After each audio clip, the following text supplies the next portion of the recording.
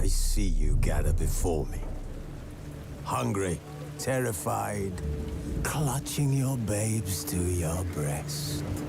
Emperor Emir has marched his legions into our lands, laid siege to every fortress from here to the Blue Mountains. Rabid and ravenous, he bites and bites away. Men of the North, you stand at the precipice. Your kings have failed you, so now you turn to the gods. And yet you do not plead. You do not kneel to dust your heads with ash. Instead you wail, why have the gods forsaken us? We must look into the trials we failed long ago. In a time past, our world intertwined with another through an upheaval scholars call the conjunction of the spheres. The gods allowed unholy forces to slip into our domain. The offspring of that cataclysm was the nefarious force called magic. Yet we did not banish it, instead studying the vile arcane for our own power and wealth. And the monsters at our door, the unholy relics of this conjunction. The trolls, the corpse eaters, the werewolves. Did we raise our swords against them? Or have we laid this burden on others? On so-called witches. Stray children taught the ways of foul sorcery, their bodies mutated through blasphemous ritual. Sent to fight monsters, though they could not distinguish good from evil. The flicker of humanity, long extinguished within them. Yes, their numbers have dwindled through the years. But a few still roam our lands, offering their bloody work for coin. To this day, they shame us with their very existence. The North bleeds, flogged by war. The battles are the gods' whip, chastisement for our sins. And let us not forget the terrors, the scourges from beyond our world. The wild hunt rides the sky with every full moon. The Dark Raiders abduct our children into lands unknown. Some say they herald a second conjunction. Can we chart a course back into the light? Will we find the strength to banish the mages from our kingdoms? Unite around the warmth of the eternal fire. Nigh is the time of the sword and axe. None will fight this war in our stead. Nigh is the time of madness and disdain.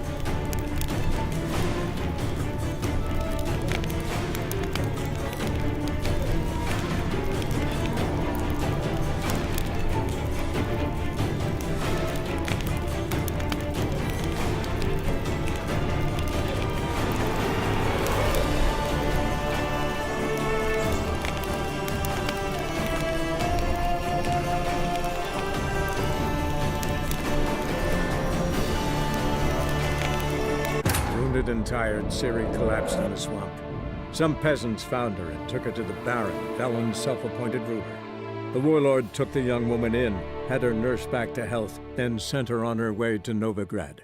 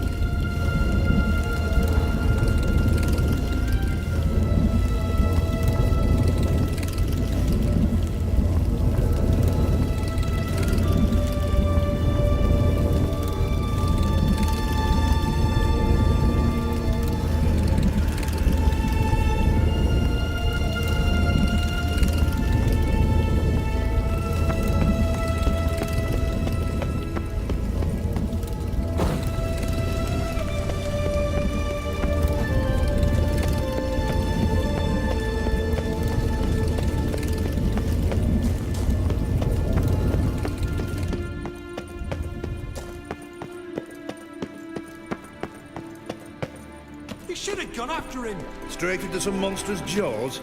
If it... What are you looking at? You're alive! Find anything? Dust, dirt, and a megascope crystal. Whatever the hell that is. But, good chance it's important. Hand it here, we'll see the king gets it. Forgetting yourself. Save your orders for your men. As you wish. Grab him! I want him alive! Alive! Killed him! How long you gonna make me wait?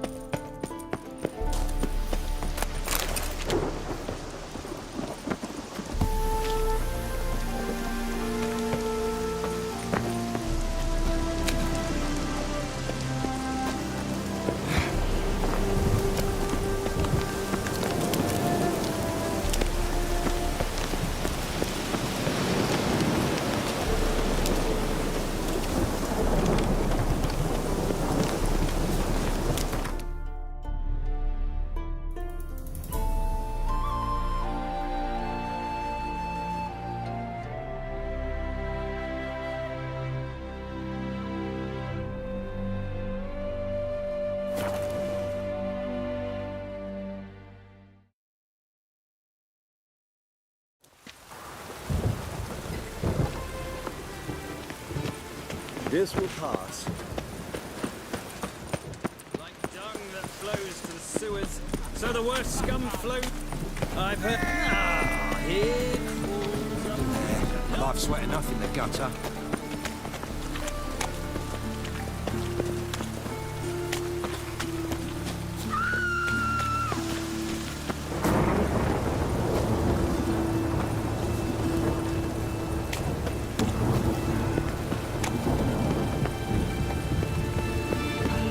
I just hung the laundry.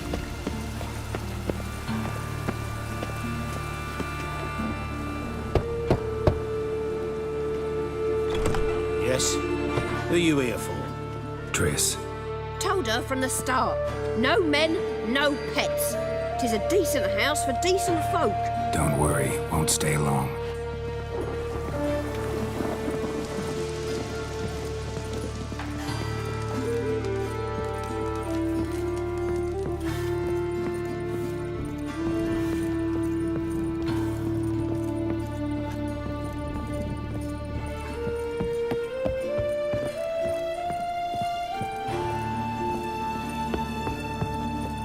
Yes, Geralt?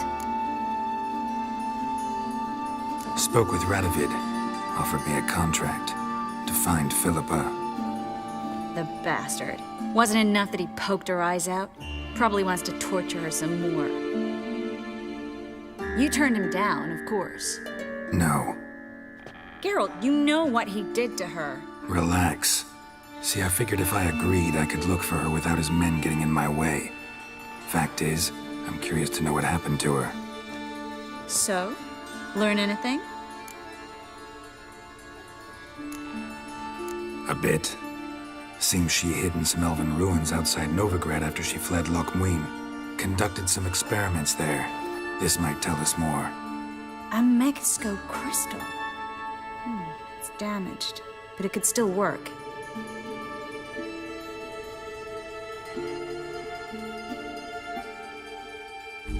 And Francesca's equally hesitant. Neither she nor Ida wishes to decide blindly. They'll stop hesitating as soon as we convince Kira and Fringilla. Fringilla's on our side. She'll join us as soon as she's finished some business in Nilfgaard. Wonderful. That leaves Kira. The problem is, I've still no notion where she could be. Yennefer and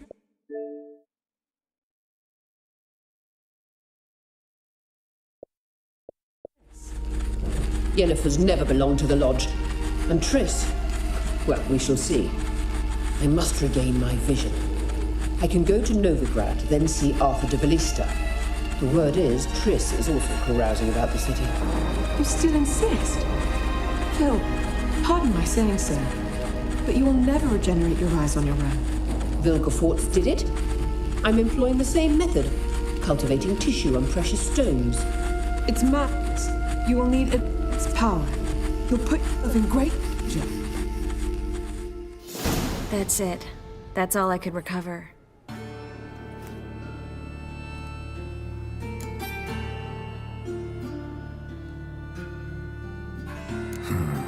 Guessing Radovid would love to get his hands on this. You're not gonna give it to him, are you? Probably better if you keep it. Much better. It'll be safe with me.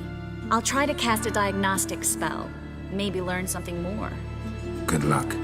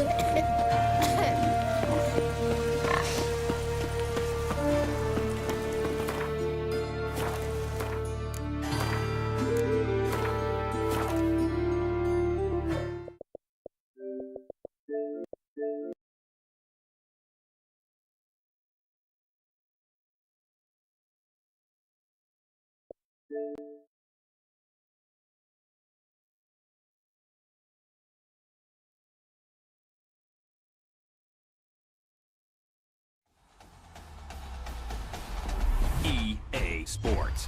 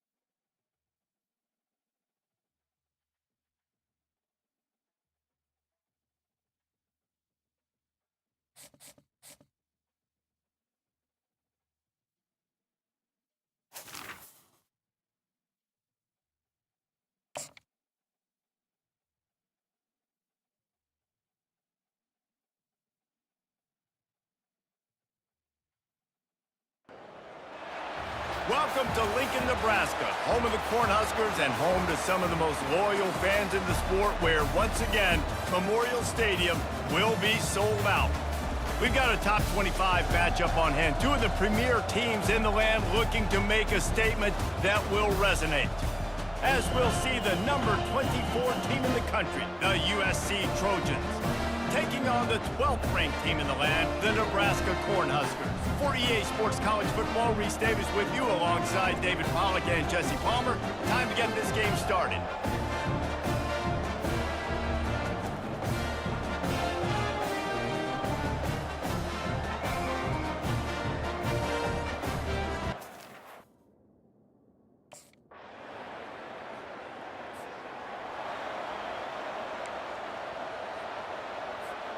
Here's this offense with a fresh set of downs. Running it to the right. They bring him down, and he's going to lose a yard on that one. Well, just nothing doing on that last run, and they knew coming into this one they were going to be challenged, right? This is one of the best defenses in all of college football. For them to have any shot, they're going to have to do a lot better running the football. And he was off to the races after the catch, and they finally drag him down. The offense lines up at the 41 with a 1st and 10. Power football with the run. Creating some space, getting just enough good blocking, and they've got it up to the 47-yard line. I know it's sexy to throw the football.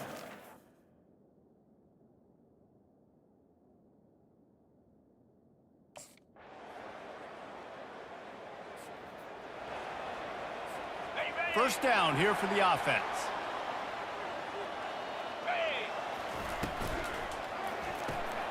They'll run the RPO and throw it right. He's run out of bounds, but a big play on that one, and it'll be a 1st down. Here's this offense with a fresh set of downs.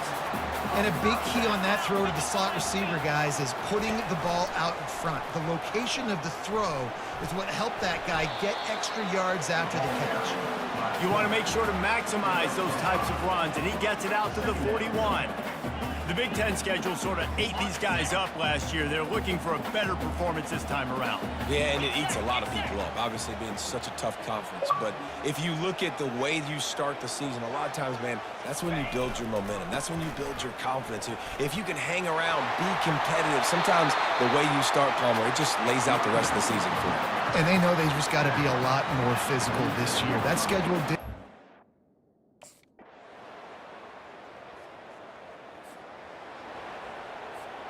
Looking for a productive play on 1st down. Here we go.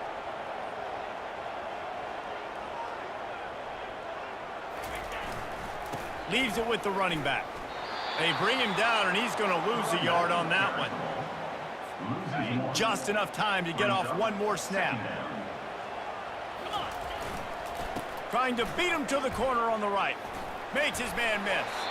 They make the stop, and that is the end of the 1st half.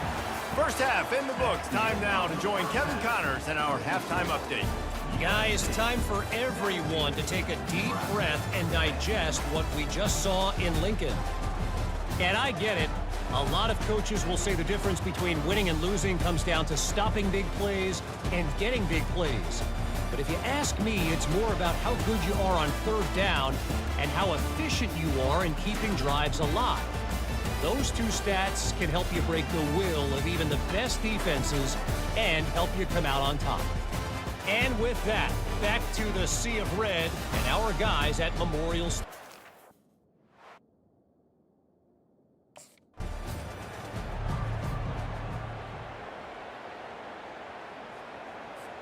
The Cornhuskers ready to go back to work on offense. Tight game as we start the 3rd quarter, and we'll see what type of adjustments they made at halftime. And getting the ball first here, I think, is such a big deal. Like, I get the first chance to make a statement, to make the adjustments, to create some momentum for my squad right here in the 3rd quarter. Yeah, I think it's so important for this offense to set the tone here early in the 2nd half, to get a nice drive going, build that confidence, and get your defense ready to come on out, get a stop, and change the complexity of this game. And sticking to the run. I tell you what, a lot of teams that are really good are really stubborn, and they continue to run the football even with little success. So this offense is going to continue to focus on running the football, you can tell. He's knocked down in the backfield. He'll lose a couple. When you look at the design of a draw play, you don't often see it going to the outside, but I'm not sure he had much of a choice there. Nah, the running back couldn't find a hole. The defense wasn't full. Listen, when you do see a draw as a defensive lineman, you don't bite. You don't run up the field. You don't rush the passer like they want you to. You sit there and play run for a second.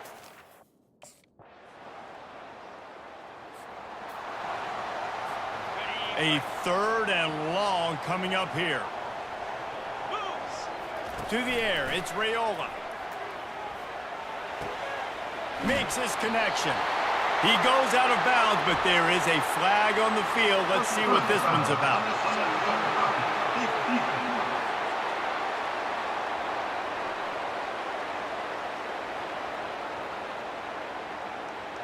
So the decision has been made, and the coach will take the penalty.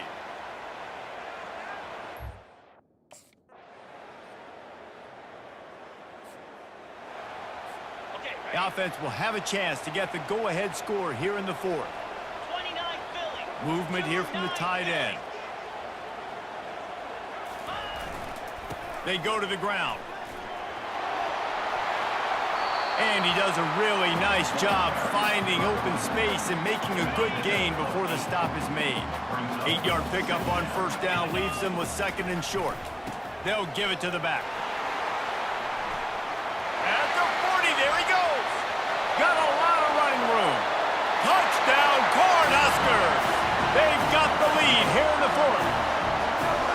And to have a rushing touchdown of that type of yardage, you've got to be able to make something miss. It's one thing to get into the 2nd level, but can you make that last defender miss? And you saw it on that play. Once he was in the clear with his speed, he was gone.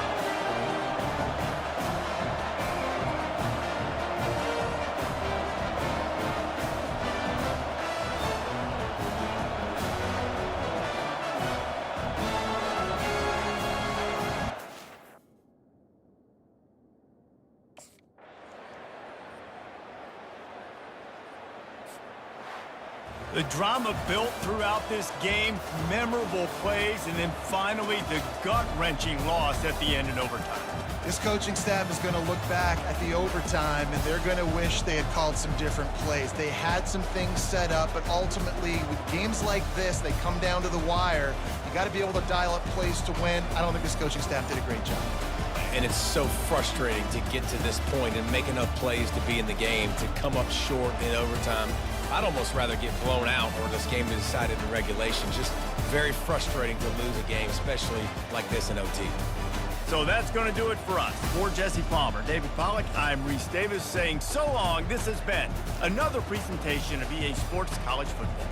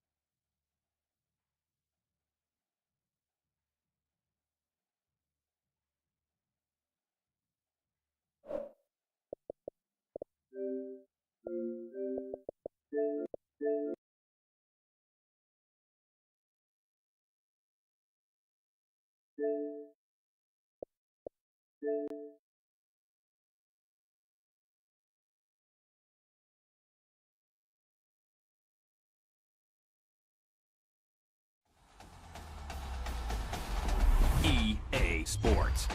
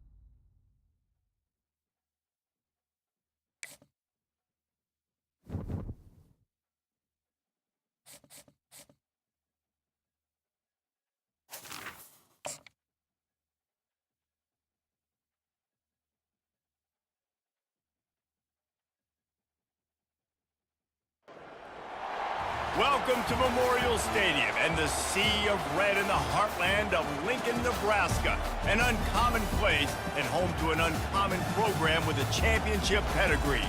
A Big Ten showdown coming, conference games where the results will stick with you for the rest of the season. As we'll see, the Northwestern Wildcats taking on the 19th ranked team in the land, the Nebraska Cornhuskers. For EA Sports College Football, Reese Davis with you alongside David Pollack and Jesse Palmer. And guys, can't wait to get this one started.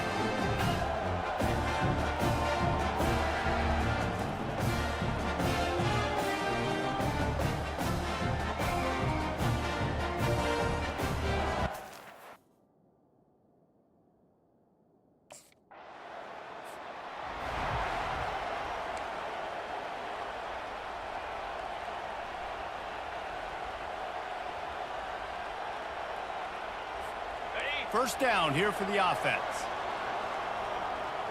Easy. Give to the running back. Works ahead for a couple. They'll stop him at the 27. And the running back didn't get much there. Nice job on the defense. You can tell they're focused in on this running back, on this run game, being physical, getting knockbacks, and limiting his carries. And he'll get it up to the 38. It'll be a first down. You know this sophomore has a big arm, and there were some... Here comes the offense on second down. Dropping back, it's Raiola. Quick strike complete. And a good job of coverage by that defense, just a short pickup. And quarterback receiver on the same page. The Huskers are flying down the field. They're looking for an advantage in the running game to the right. You know, it's so important for offenses to want to keep third downs manageable. The way you do that is by having success like that, running the football on first down. Let's go! The give to the back. They get him on the ground after he gets enough to move the sticks. That's a great looking run there. Nebraska's had such a great lineage.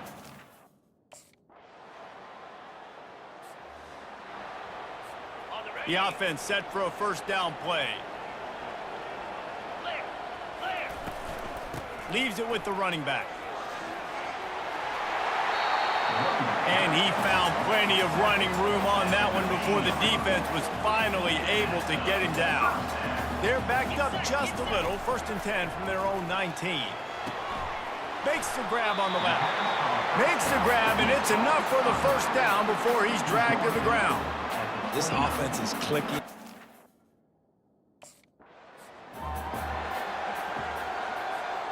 Offense gets set for second down. He's looking to throw. Grabbed over the middle. It's going. Great pickup as they'll keep this drive moving, and they've got it at the 45.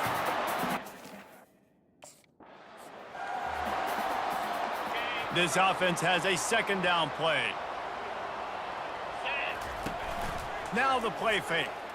A strike downfield. Hit the afterburners, kid. And he ran away from the defense to take it in. Touchdown, Nebraska!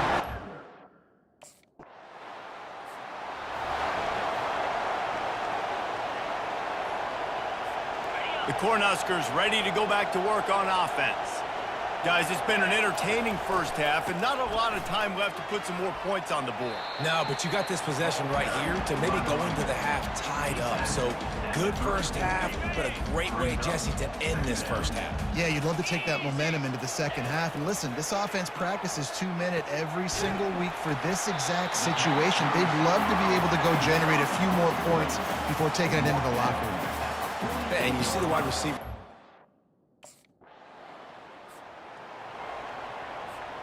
On first down, here comes this offense. They'll open this third quarter with a run. Got room at the 35. He will step out of bounds, but not before the big pickup and a first down for this offense. Yeah, I tell you what, I'm always keeping track as a defensive coordinator of where they're running the football. You can see they ran it to the right. Do they like this matchup? Is the right side of their offensive line really good? I'm going to be paying attention to that because that's a big gain. I got to make sure I shut this down the next time they run.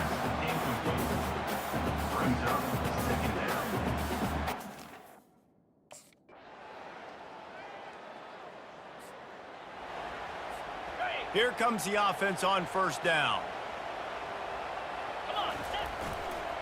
Leaves it with the back. They bring him down, and he's going to lose a yard on that one. How about the defender being a heat-seeking missile? He was on radar lock. He found the football and flew down with some bad intentions. They stay aggressive and push their way out to the 33, and it's first down.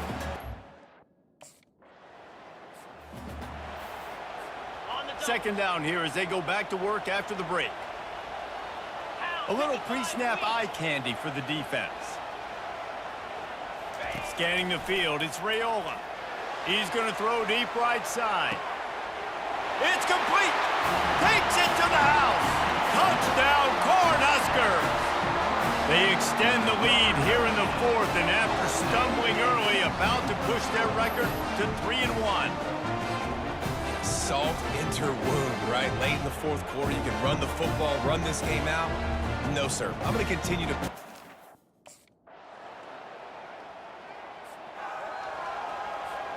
And here comes the Nebraska offense back onto the field. Man, what a drive last time for the touchdown. That passing attack was lethal, David. Yeah, you know, you hear all these stupid commentators like me and Jesse talking about create balance, you know, run and pass. No, when you throw that good, spin the ball around. So the defense has to find a way to affect the quarterback on this drive because last drive he had way too much time. And they'll wrestle him to the ground after a short gain. And a nice...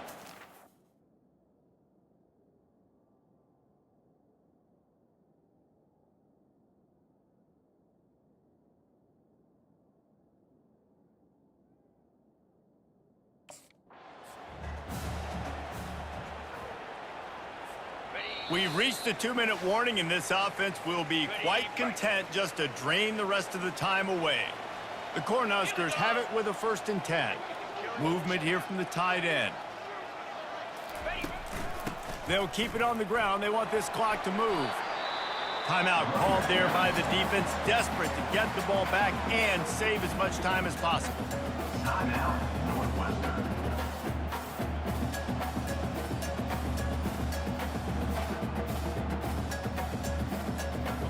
You got to believe they just want to run it, take care of the football, and keep that clock moving on 2nd and 9. Now they'll run it on the toss. They bring him down, and he's going to lose a yard on that one. Defense uses a timeout quickly, trying to get that ball back and preserve time for their offense. Now facing a 3rd and long. Looking to throw, it's Raiola. Got the back over the middle. And the defense able to drag him down, but not before. They'll recycle that down marker. Quick timeout called by the defense, stopping the clock to save as much time as possible for their offense. The quarterback takes a snap and takes a knee. We sensed a great deal of confidence, almost a smugness from this coaching staff. And these guys on the field, it's as if they knew they were going to win. Yeah, playing with a bit of a chip on their shoulder, and I think they really felt like they had a real good game.